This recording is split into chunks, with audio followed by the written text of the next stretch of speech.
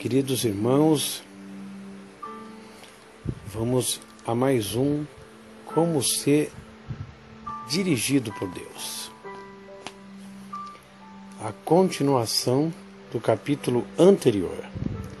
Não entre no ministério porque alguém profetizou que você deve entrar. Tenha o assunto dentro do seu íntimo.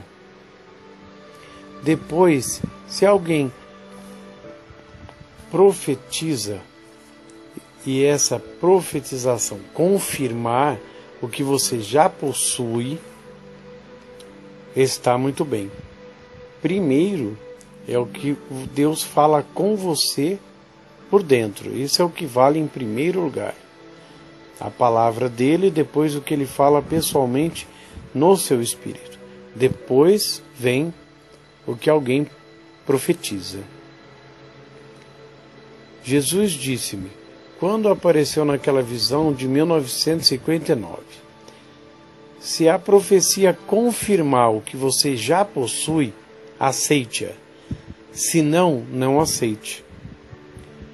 O Espírito Santo declarou, apartai a Barnabé e a Saulo para a obra que os tenho chamado. Ele já o chamara. Aquela era apenas uma confirmação da chamada. Na última igreja que pastoreei, havia um certo jovem que tinha uma beleza espiritual. Minha esposa disse-me, creio que a mão do Senhor está sobre ele. Deus o está chamando para o ministério. Disse eu, tenho esta convicção também, mas eu não vou chamar ele pessoalmente. Não vou dizer que ela tem um chamado, mesmo que essa pessoa tenha. Pela seguinte razão: quando alguém vai para um ministério, nem sempre é fácil. Paulo disse ao jovem: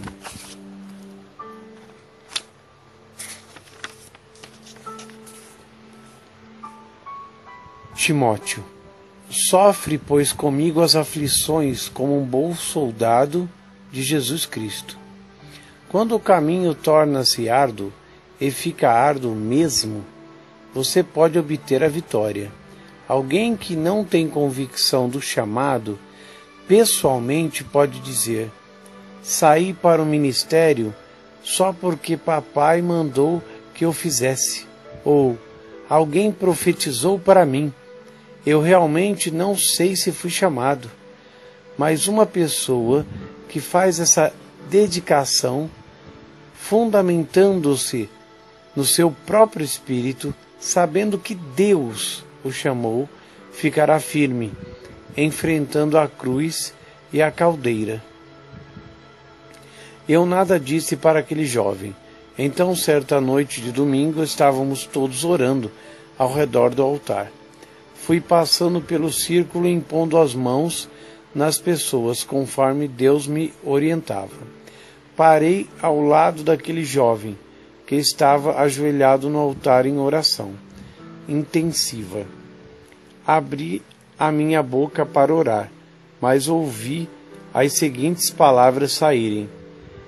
Esta é uma confirmação daquilo que eu lhe disse há 15 horas, enquanto você estava orando no porão de abrigo.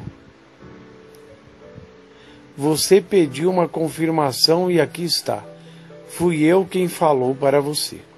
Depois do culto de oração, perguntei, você estava orando no portão do abrigo às 15 horas?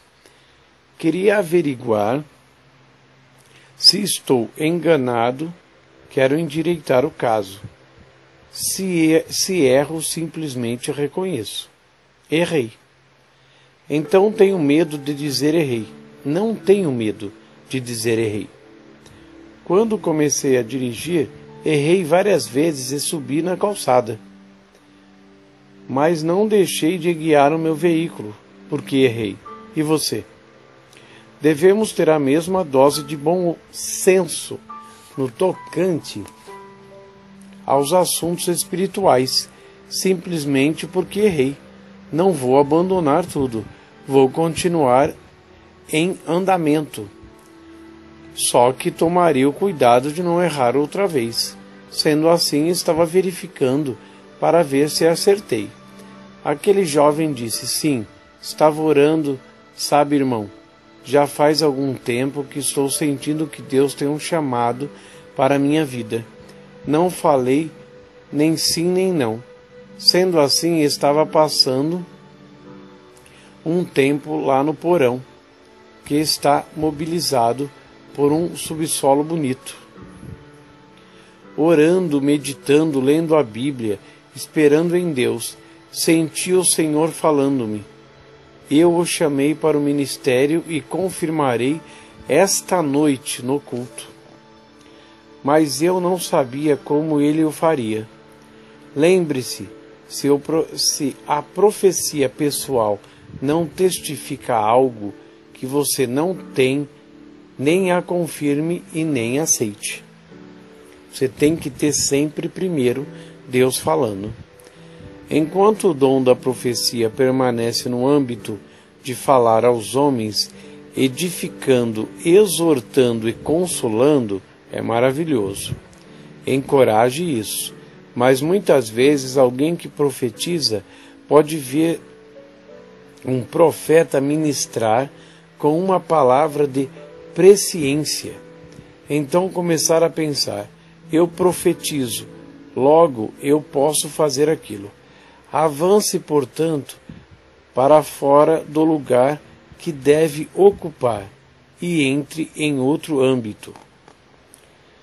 Um dos seminários que realizei em Tulsa, uma mulher veio falar comigo. Viera juntamente com um grupo de uma cidade próxima à nossa.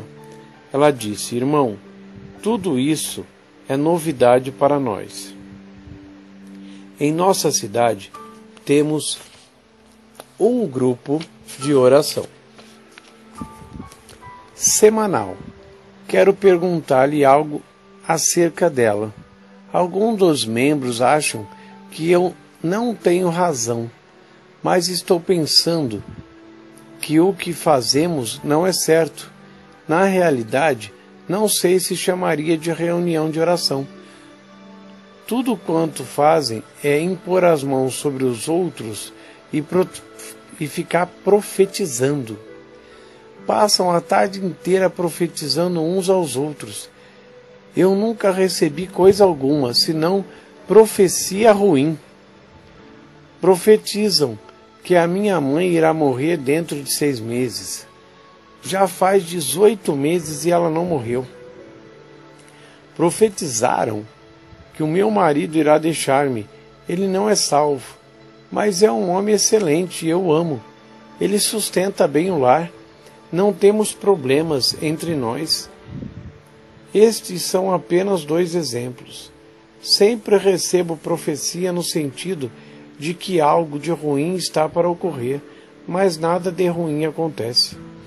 Eu disse: não, e não vai acontecer. Você é uma filha de Deus. Ela disse: isso não é abuso? Eu disse: sim, é um uso incorreto.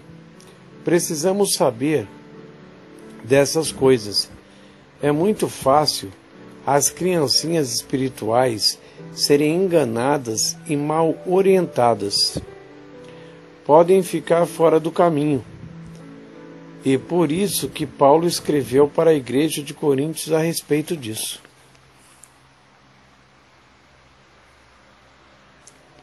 A orientação mediante as visões. Atos 10, 1, 3. Morava em Cesareia um homem de nome Cornélio, centurião da corte chamada Italiana, piedoso, temente a Deus com toda a sua casa, e fazia muitas esmolas ao povo. De contínuo orava a Deus. Esse homem observou claramente durante uma visão cerca da hora nona do dia, um anjo de Deus que se aproximou dele e disse: Cornélio. Às vezes Deus orienta-nos por meio de visões. Cornélio era um homem devoto, mas não nascera de novo. Não sabia a respeito de Deus. Era um prosélito judaico. O anjo que lhe apareceu nesta visão não podia pregar o evangelho a ele. Deus não chamou anjos para pregar o evangelho, mas chamou homens. No entanto, o anjo contou-lhe para onde podia enviar o mensageiro a fim de buscar alguém que pregaria para ele e contar-lhe como ser salvo. Cornélio viu um anjo em uma visão. Os anjos também têm capacidade, conforme Deus lhe permite, de assumirem uma forma que pode ser vista com os olhos naturais, conforme se vê uma pessoa. Hebreus 13:2. Não vos esqueceis da hospitalidade, porque por ela alguns, não o sabendo, hospedaram anjos. Mas as Escrituras chamam a experiência de Cornélio de visão. Atos 10:3. Era, portanto, uma visão espiritual. Ele viu dentro do mundo espiritual, e há anjos no mundo espiritual. Se outra pessoa tivesse estado presente, não teria visto coisa alguma, mas se o anjo tivesse adotado uma forma visível, qualquer pessoa o poderia ter visto. Há 3 tipos de visões: as espirituais, as do arrebatamento e as abertas. Em uma visão espiritual, a pessoa vê com os olhos do espírito, não com os físicos. Quando Paulo viu o Senhor em Atos 9, era uma visão espiritual, não o viu com os seus olhos físicos. E Saulo levantou-se da terra, abrindo os olhos, não via a ninguém, e guiando pela mão conduziam a Damasco. Quando o Senhor lhe falou, os olhos de Paulo estavam fechados. Logo, quando viu aquilo, não o estava vendo com os seus olhos físicos. E quando seus olhos se abriram, ele estava cego. O segundo tipo de visão é quando a pessoa passa pelo arrebatamento. Cornélio não entrou em arrebatamento, mas Pedro sim. E, no dia seguinte, indo eles seu caminho, estando já perto da cidade, subiu Pedro ao terraço para orar, quase a hora sexta. E, tendo fome, quis comer. Enquanto lhe preparavam, sobreveio um arrebatamento de sentidos, e viu o céu aberto, e que descia um vaso, como se fosse um grande lençol atado pelas 4 pontas, vindo para a terra. Quando uma pessoa experimenta o arrebatamento, seus sentidos físicos ficam suspensos. Ela não sabe o que está acontecendo exatamente naquele momento. Não está inconsciente, mas não sabe o que está acontecendo ao redor dela. Tem mais consciência das coisas espirituais do que das físicas. O terceiro tipo de visão é aquele que chamo de aberta.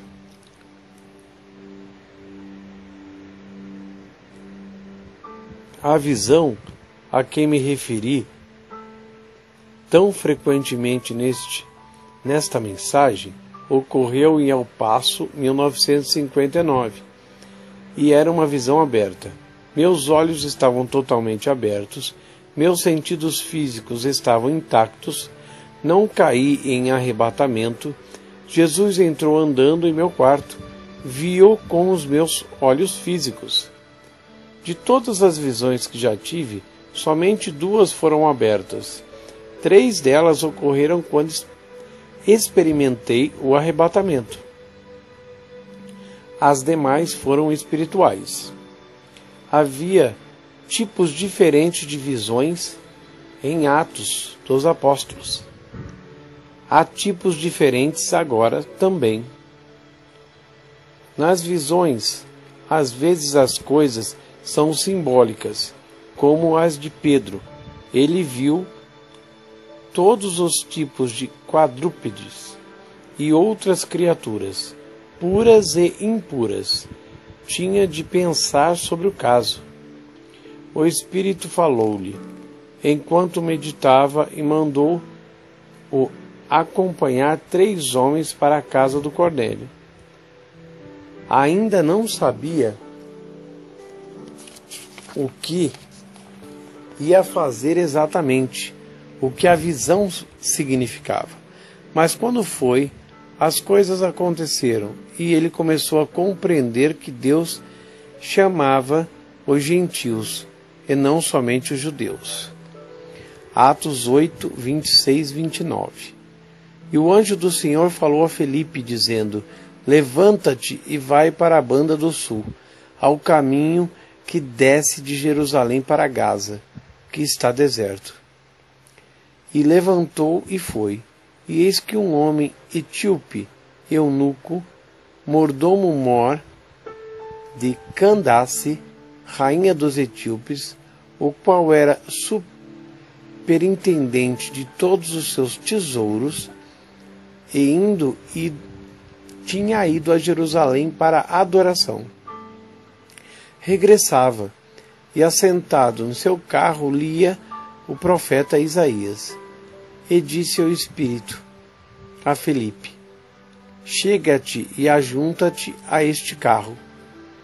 Alguns membros da igreja reconhecem que Deus falou aos apóstolos tais como Pedro, mas dizem que semelhantes visitações divinas eram somente para os apóstolos.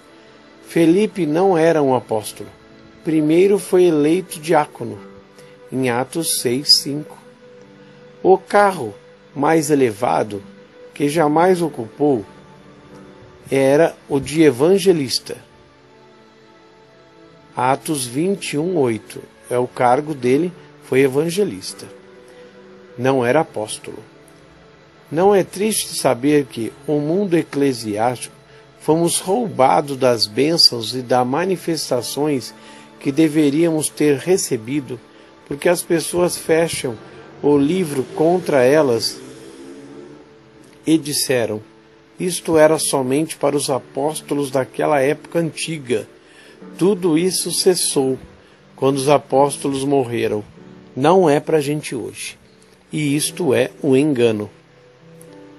E havia em Damasco, Atos 9, 10, 12, um certo discípulo chamado Ananias. E disse-lhe o Senhor em visão: Ananias. E ele respondeu: eis-me aqui, Senhor. E disse-lhe o Senhor: levanta-te, vai à tua rua chamada direita e pergunta em casa de Judas por um homem de Tarso chamado Saulo, pois eis que ele está orando.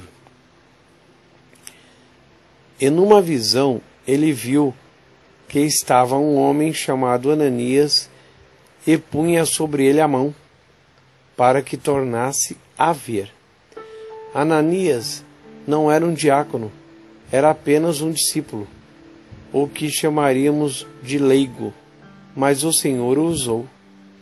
Todos nós devemos colocar-nos em uma posição em que Deus possa usar-nos, conforme a vontade dEle.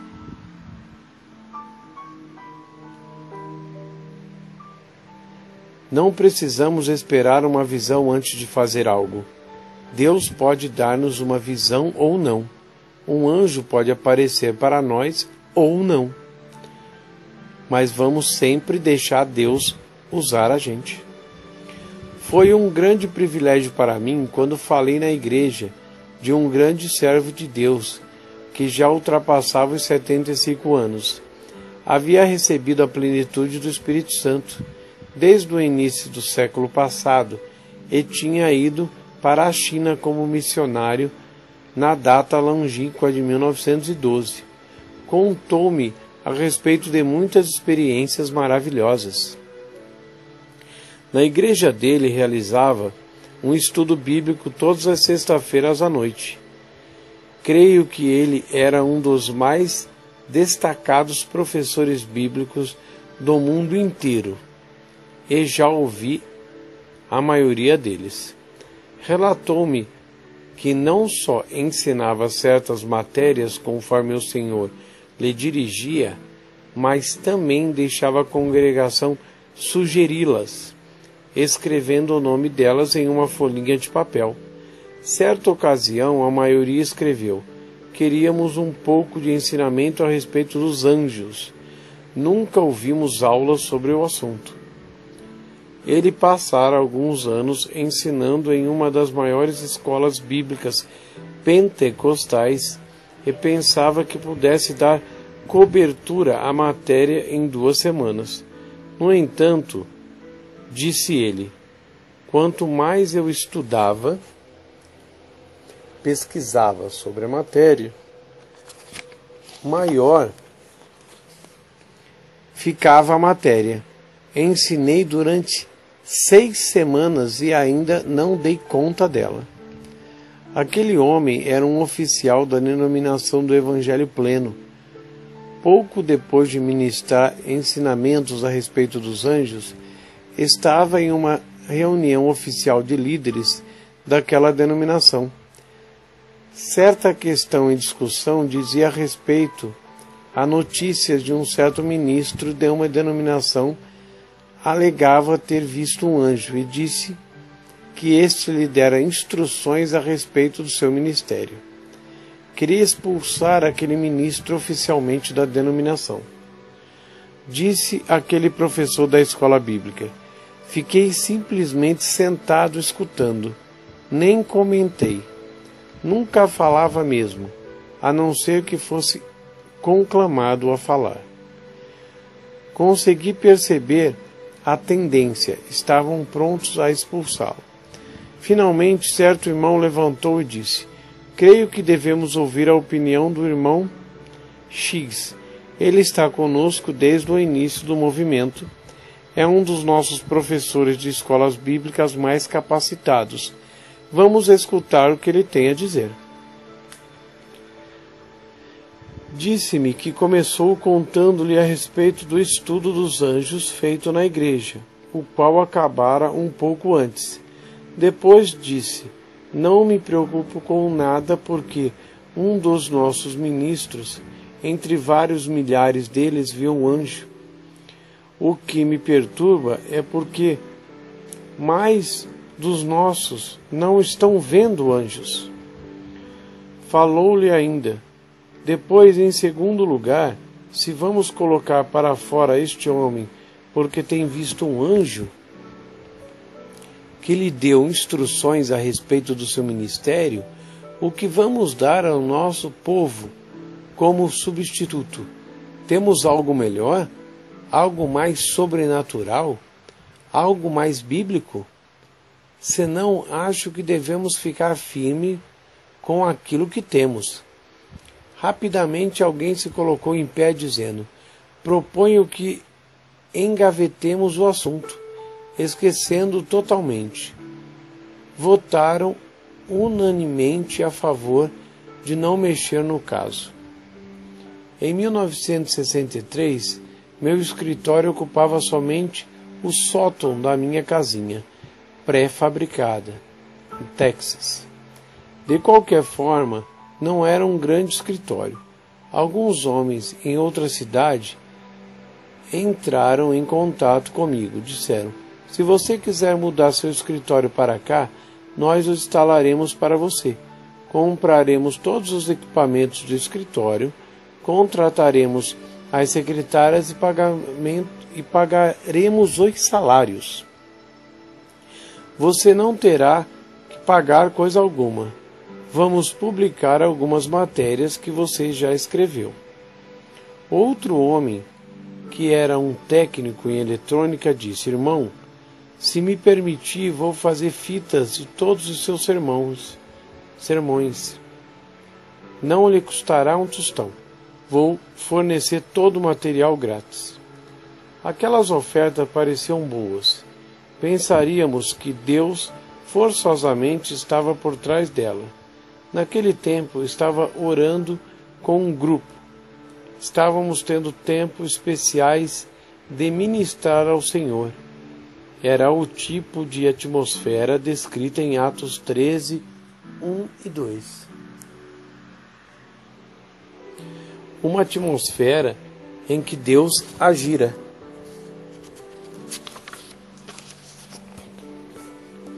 Estava sentado na plataforma ao lado da cadeira, orando, quando de repente Jesus estava em pé imediatamente na minha frente. Eu estava com os olhos fechados. Era uma visão espiritual. Não caí em arrebatamento. Em pé imediatamente atrás de Jesus, cerca de 70 centímetros à direita dele, e aproximou-se meio metro atrás dele. Havia um anjo alto. Já tinha visto anjos, mas jamais tão altos assim.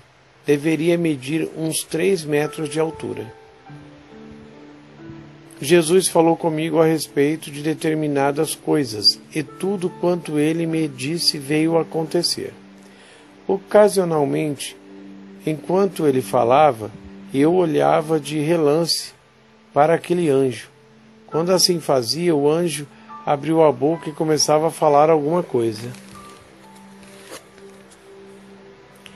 Ao olhar para Jesus, o anjo não falava coisa alguma. Depois de Jesus acabar com sua conversa comigo, perguntei: quem é este? O que ele representa? Jesus respondeu: é o seu anjo. Eu retruquei: o meu anjo? Sim, disse ele, é o seu anjo. Você leu nas Escrituras que eu disse acerca das criancinhas, que o anjo delas está sempre diante da face do Pai. Você não perde o seu anjo simplesmente porque torna-se homem. Isto não é um consolo. Tenho aqueles grandalhões que me seguem em todos os lugares. Louvado seja o Senhor. Eu disse: o que ele quer? Jesus disse: tenho um recado para você. Daí fiquei tão consciente da letra da palavra que poderia ter perdido na mensagem do anjo. Eu disse: você está conversando comigo, por que não me dá a mensagem? Porque devo escutar um anjo.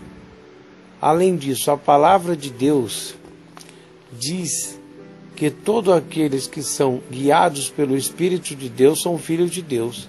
Tem o Espírito Santo. Por que o Espírito Santo não poderia falar comigo? Jesus teve misericórdia de mim e paciência comigo. Ele disse: nunca leu na minha palavra que o anjo do Senhor mandou Felipe descer para o caminho de Gaza? Isso não era uma orientação? Não o guiava assim? Meu anjo não apareceu a Cornélio, que nenhum homem que ele nem era nascido de novo. O anjo não lhe falou o que devia fazer? Deu-me vários outros exemplos tirando do Novo Testamento. Finalmente eu disse: já é suficiente, vou escutar. Depois olhei para aquele grandalhão e disse: de que se trata? Ele começou assim: fui enviado da presença de Deus Onipotente para dizer-lhe que não deve deixar esses homens, citou o nome deles, estabelecer um escritório para você. Eles têm segundas intenções, vão controlar seu ministério porque eles investirão todo o dinheiro. Depois citou o nome do homem que era o técnico do rádio da eletrônica. Não o deixe pegar fitas alguma gravada. Ele tem segundas intenções. Se ele conseguir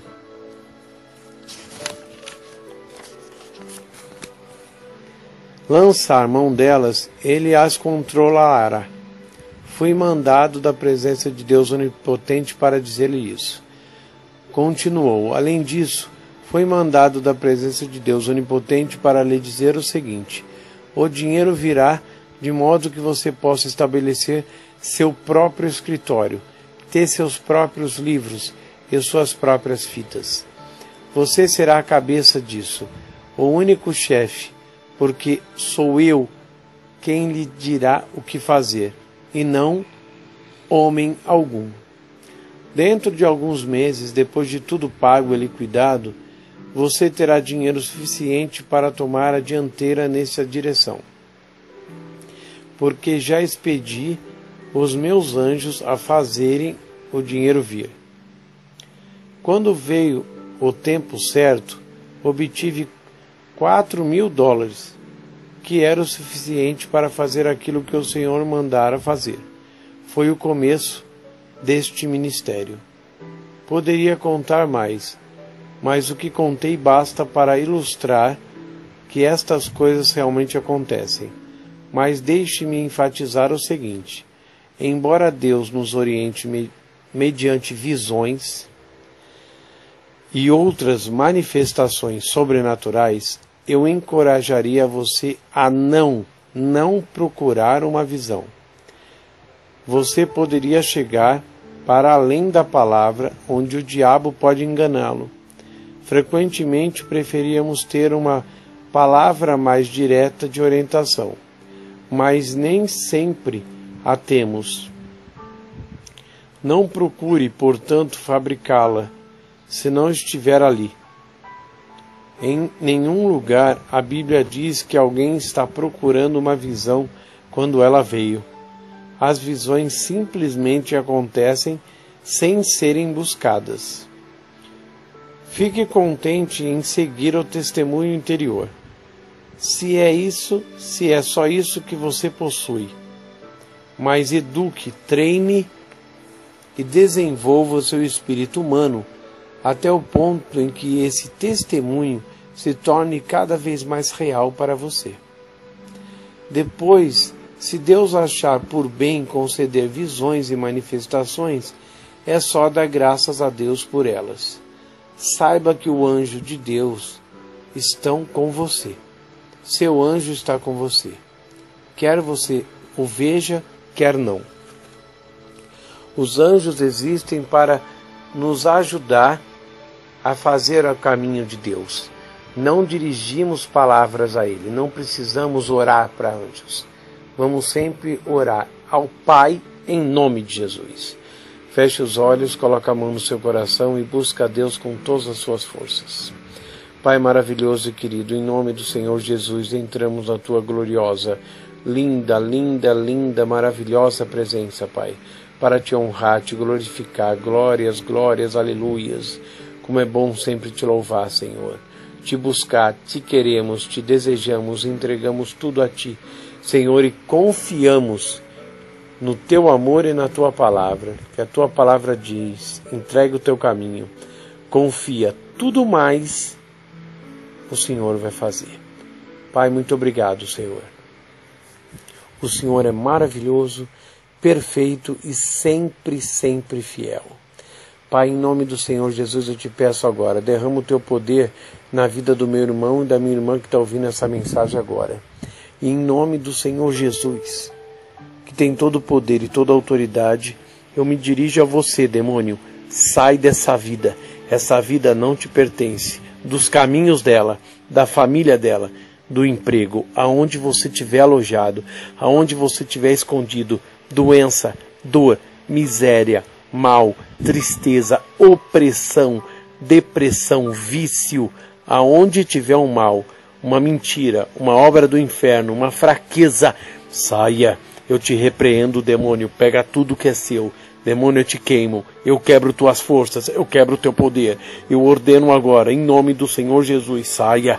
Eu arranco você, todo o seu mal, toda a sua obra, saia, saia agora, eu arranco fora para não voltar mais, em nome de Jesus.